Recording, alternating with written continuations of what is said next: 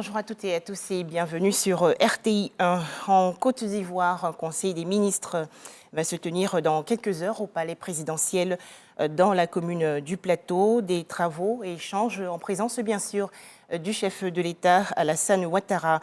Plus de détails dans nos prochaines éditions. Toujours en Côte d'Ivoire, les activités de la Première Dame. Après l'hôpital Joseph Moscati de Yamoussoukro dans la région centre, Dominique Ouattara a visité hier l'hôpital mère-enfant de Bingerville dans la région sud. La Première Dame de Côte d'Ivoire, toujours soucieuse de la santé et du bien-être des populations. La Côte d'Ivoire, aux côtés de la Turquie, après les tremblements de terre survenus dans ce pays le 6 février dernier. En effet, le Premier ministre Patrick Hachi, au nom du président de la République Alassane Ouattara, s'est rendu hier à l'ambassade de la Turquie pour signer le livre de condoléances ouvert par l'ambassadeur turc au sein de cette représentation diplomatique. Pour en parler, Franck Kouadio.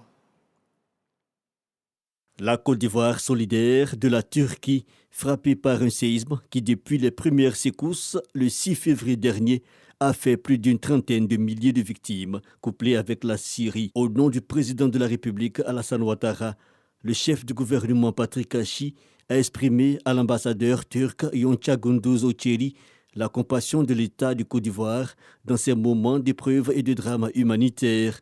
Action symbolique portée par la signature du livre de condoléances ouvert ce matin à l'ambassade de Turquie à Abidjan. Dès les premières heures de l'événement, son Excellence Monsieur le Président de la République a transmis un message déjà au président Erdogan.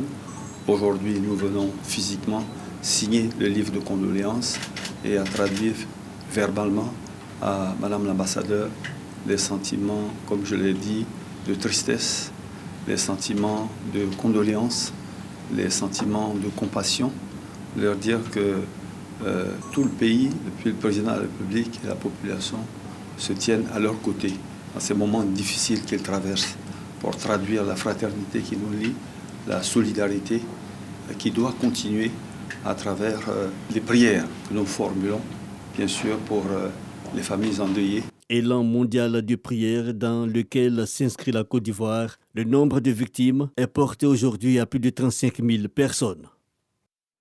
Un tout autre sujet à présent, la célébration hier de la Saint-Valentin 2023, l'occasion pour les couples de s'échanger des présents ou de déclarer leur flamme. Certains le font en musique avec les chansons d'amour. Alors justement, comment les auteurs de ces chansons ont-ils été inspirés? Comment ont-ils écrit les textes? La réponse dans le journal de 13 h. Toujours en image, l'actualité hors de chez nous.